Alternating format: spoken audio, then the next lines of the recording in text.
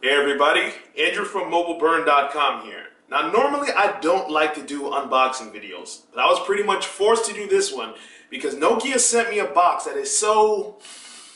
You know what? Just watch the video.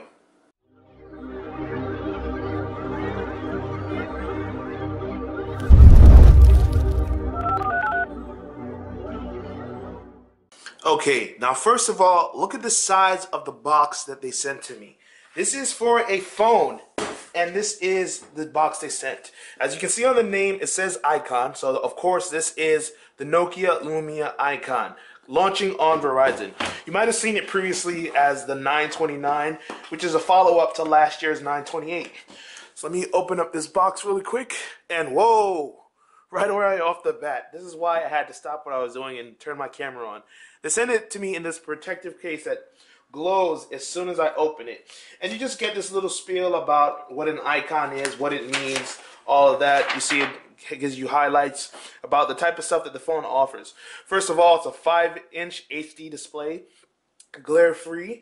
It has a 2.2 gigahertz quad-core processor.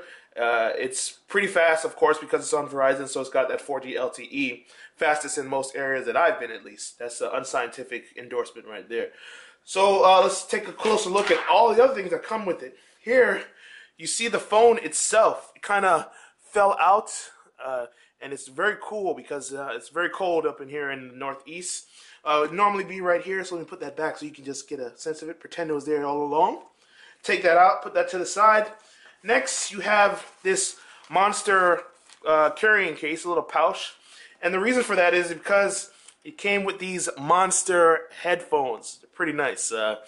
I'm not much of a headphone guy. I usually use earphones, but my friends at Board at Work, they're really into headphones, and they can tell you about whether or not these are good or not. But aside from that, let me see what else they have in here. Whoa, disassembling it. When I get underneath, I'm able to access my SIM card so I can get that fast LTE network I mentioned, as well as the charging cables. Uses standard micro USB charging. Let me move that aside. What else do we have back here? And then we have more charging cables. This time it's for my headphones that I mentioned, and a little guide with the headphones as well. Is that it? Yep, that's about it. So now I just have this cool light-up case that I can play around with and do other things with. So now let's take a look at the phone itself. I mentioned that the Lumia Icon has a 2.2 gigahertz processor, and it's quad-core. Yes, it is the Qualcomm Snapdragon 800, so you know this thing is definitely going to pack a punch. It also has 2 gigs of RAM to boot and 32 gigabytes of internal storage. Now, if that all sounds familiar, it's probably because that's also what I said about the Lumia 1520, a bigger phone that I liked from AT&T, but I had trouble with it being a little too big. So naturally, I'm going to be excited by the Icon because it took all the great things about the 1520 and shrunk it into a more manageable package, at least for me. In terms of the overall design, it also might remind you of another phone that we saw last year, and that was the Lumia 928. That's because they're both pretty boxy along the frames, and on the back you'll see there are some similarities in terms of size and height. The Icon is a smidgen taller, but there are definitely some advantages for the Icon. I wasn't pleased with the 928 because of the plastic buttons, the plastic frame. It was glossy. It was hard to get a grip. It always felt like it was digging into your palms.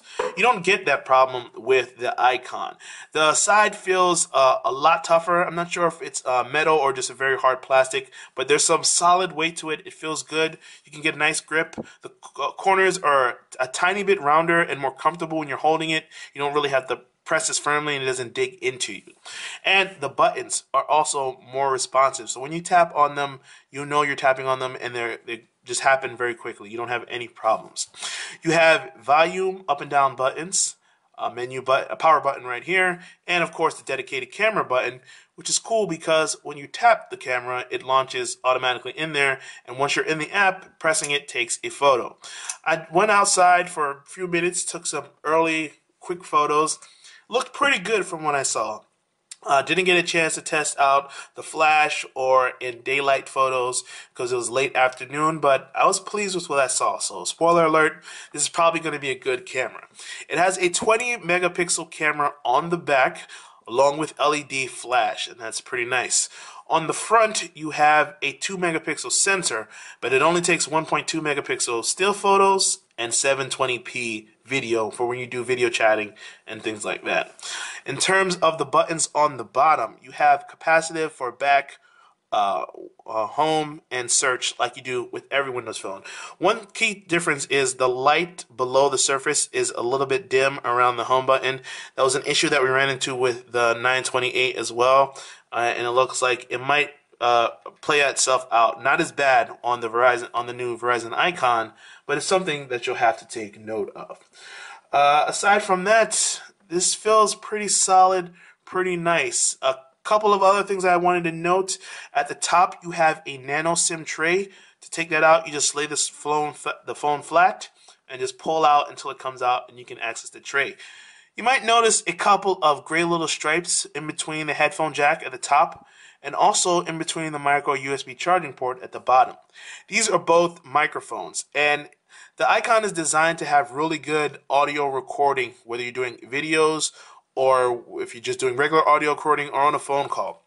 So you have 2 microphones at the bottom and 2 at the top. I'm going to do some testing of both of them to see how well they work, but Nokia is pretty excited about that, so hopefully we know that it's going to be pretty nice. Aside from that, it has a 5-inch display. And earlier on, I mentioned that it takes everything that I love about the Lumia 1520 and put it in a smaller package, but I still was able to get the big 5-inch display. The Lumia 1520 was nice, but it was just a little too big for me. So here I have a more manageable 5-inch display. It's 1080p, so that's very nice to know. Feels good. It's an OLED display, and it has Nokia's usual trappings. So you've got outdoor readability, excuse me, to improve the visibility. You also have clear black, so the darker images look truer to form.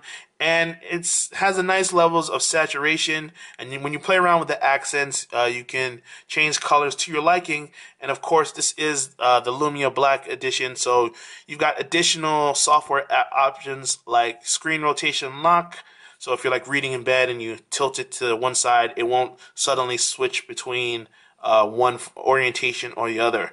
You can also go into your display settings and change the brightness and change the color profile of the phone overall.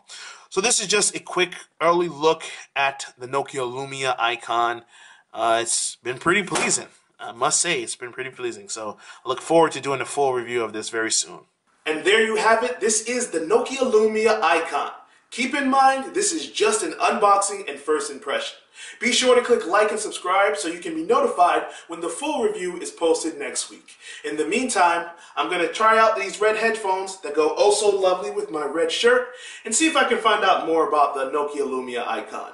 This is Andrew with MobileBurn.com. Until next time, thanks for watching.